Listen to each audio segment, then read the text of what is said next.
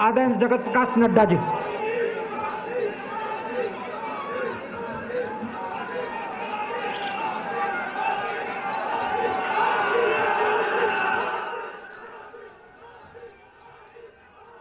तो बीजेपी के राष्ट्रीय अध्यक्ष जेपी नड्डा यहां संबोधित करने लोगों को जा रहे हैं। तो बड़ी भारत माता की, भारत माता की। मोदी जी आप आगे बढ़ो, मोदी जी आप आगे बढ़ो। मोदी है तो, मोदी है तो। आज के इस विजय श्री के आभार कार्यक्रम में मंच पर उपस्थित हम सबके यशस्वी प्रधानमंत्री आदरणीय श्री नरेंद्र मोदी जी, हमारे रक्षा मंत्री श्री राजनाथ सिंह जी, गृह मंत्री अमित भाई शाह जी, और यहां इतनी बड़ी संख्या में एकत्र आए देवी और सज्जनों, मीडिया के मेरे साथी और करोड़ों लोग जो इस समय डिजिटल दुनिया के माध्यम से जुड़े हैं, आप सब की ओर से आज के इस आभार कार्यक्रम में और विजयश्री के कार्यक्रम में मैं अपनी ओर से और आप सब की ओर से आदरणीय प्रधानमंत्री जी का हार्दिक अभिनंदन करता हूं, स्वागत करता हूं। मित्रों, ये ऐतिहासिक दिन, ये विशेष दिन जो आज भारत की जनता ने, महाराष्ट्र की जनता ने और विभिन्न राज्यों के उपचुनाव ने जो संदेश दिया है, वह निश्चित रूप में जिस कार्य को, जिस साधना को आदरणीय प्रधानमंत्री मोदी जी ने देशवासियों की सेवा करने का संकल्प उठाया, उस पर फिर से एक बार जनता ने मुहर लगा दी है। इसके लिए विशेष करके महाराष्ट्र की जनता, विभिन्न राज्यों में उपचुनाव की जनता और झारखंड की जनता को मैं बहुत बहुत धन्यवाद देता हूं, आभार व्यक्त करता हूं। मित्रों, जब मैं प्रधानमंत्री जी का अभिनंदन कर रहा हूं और आज सवेरे जब नतीजे आने शुरू हुए, तो हमें यह भी ध्यान में रखना चाहिए कि कल ही प्रधानमंत्री जी अपने 5 दिन की यात्रा में नाइजीरिया, ब्राजील और गयाना से होकर के आए हैं और दुनिया में, देश में, दुनिया में आदरणीय प्रधानमंत्री जी ने अपनी छाप छोड़ी।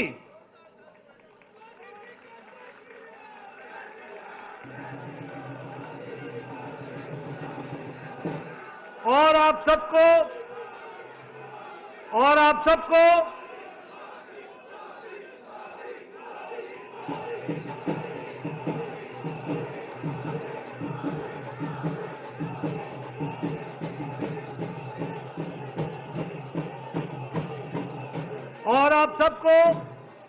जानकर ये खुशी होगी कि नाइजीरिया ने और गयाना ने आदरणीय मोदी जी को अपने सर्वोच्च सम्मान के साथ उनको सम्मानित किया है। ये हम सब के लिए गर्व की घड़ी है, गर्व का पल है, जब अंतर्राष्ट्रीय जगत में आदरणीय प्रधानमंत्री मोदी जी की छवि और भारत की छवि को जो मोदी जी ने दुनिया में पहुंचाया है, उसको दुनिया ने भी माना है और उसको सराहा है।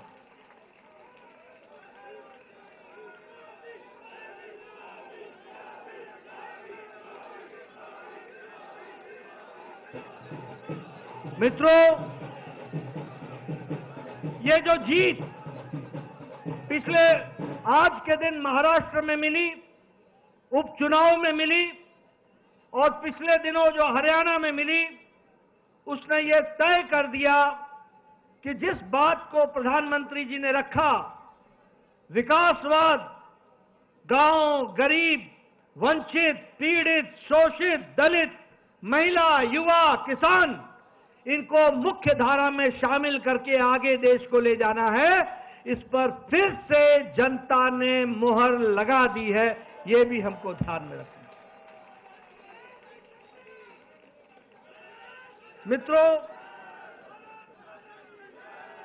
यह चुनाव इस बात का भी संदेश देता है कि जो लोग समाज को बांटने में लगे थे, बंटने और बटाने में लगे हुए थे, जो लोग गुमराह करने में लगे हुए थे, उनको मुंह की खानी पड़ी है और प्रधानमंत्री जी का विकासवाद, इसको फिर से देश ने सराहा है। कुछ दिनों से ये इंडिया अलायंस को भ्रम पैदा हो गया था कि वह जनता को संविधान के नाम पर, जाति के नाम पर, धर्म के नाम पर, तुष्टीकरण के नाम पर बांट करके वो अपना उल्लू सीधा करेंगे, वह सत्ता पर काबिज होंगे, वो सत्ता के नजदीक पहुंचेंगे। ये भ्रम पैदा हो गया था। इस चुनाव ने और हरियाणा के चुनाव ने उनको जवाब दे दिया है। और फिर से मैं कहूंगा कि प्रधानमंत्री मोदी जी की नीतियों को मुहर लगाई है। यह भी हमको ध्यान रखना।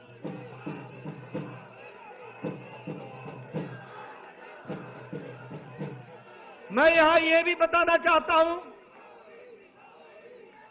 कि महाराष्ट्र का चुनाव, महाराष्ट्र का जनादेश हमें,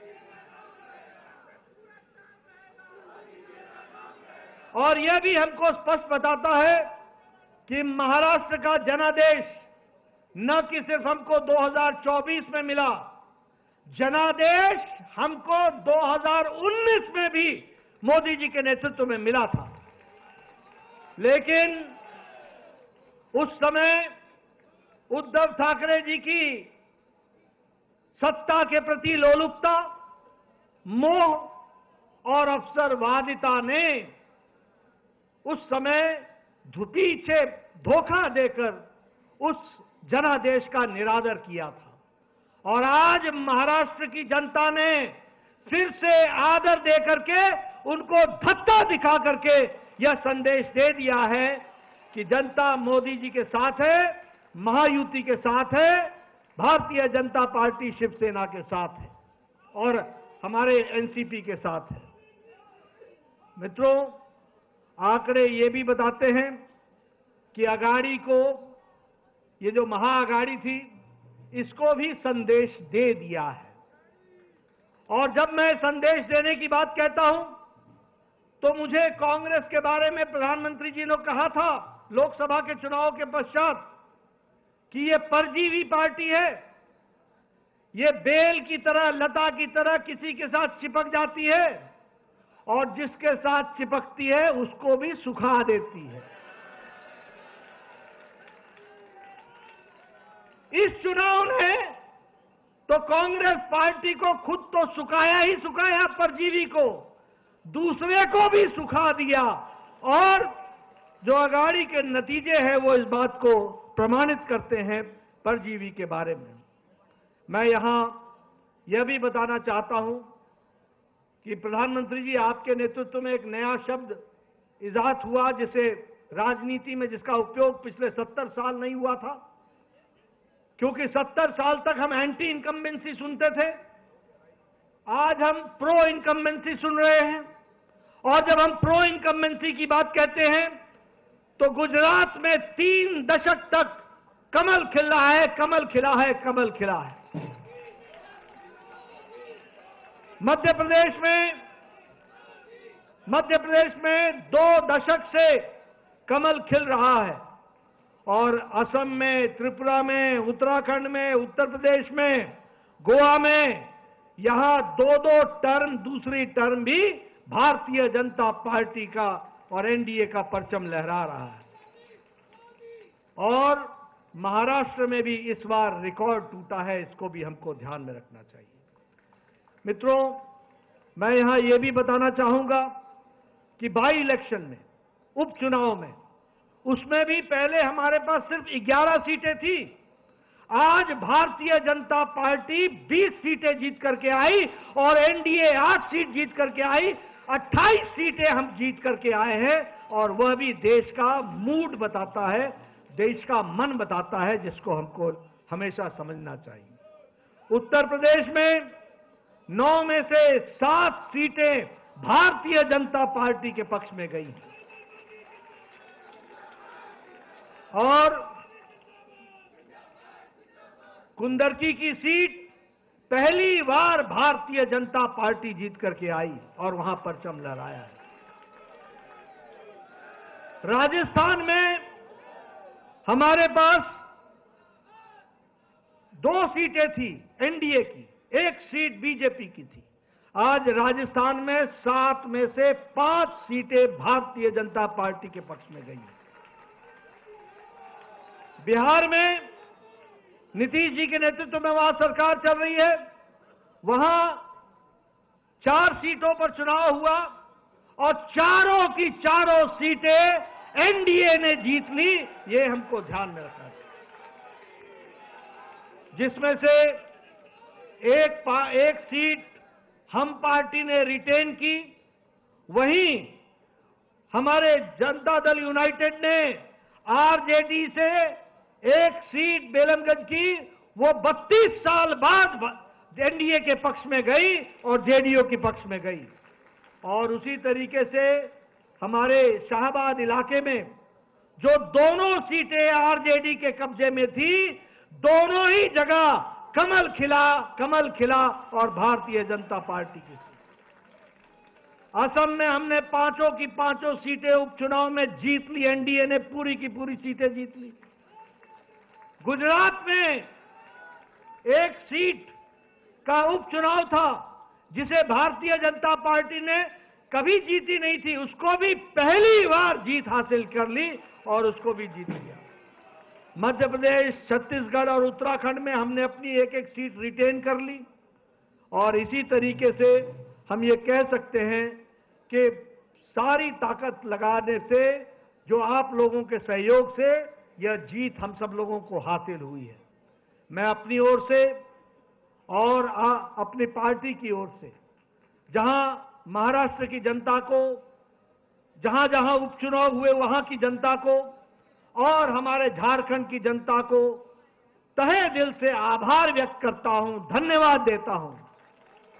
वहीं मैं झारखंड में इस बात का विश्वास दिलाता हूं कि वहां का मत हमें विपक्ष में बैठने के लिए कहा है, हम वहां पर रचनात्मक विपक्ष की भूमिका निभाएंगे और देश को मजबूत करते हुए बांग्लादेशियों के खिलाफ जो वहां पर विषय चला है उसको हम अंतिम स्तर तक लड़ेंगे और उस बात को हम उजागर करेंगे।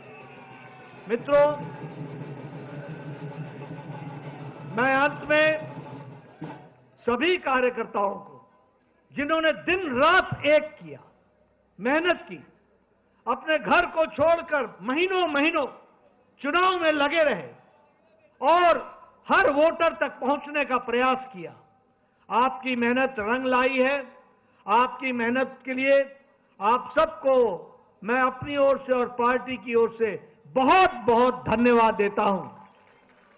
और इसी प्रकार से हम मेहनत करते हुए पार्टी को मोदी जी के नेतृत्व में आगे बढ़ाएंगे। यही मुझे कहना है। आप सब लोग आदरणीय प्रधानमंत्री जी के मार्गदर्शन के लिए, वक्तव्य के लिए आतुर हैं। मैं इन्हीं शब्दों के साथ आप सबका बहुत बहुत धन्यवाद। जय भारत।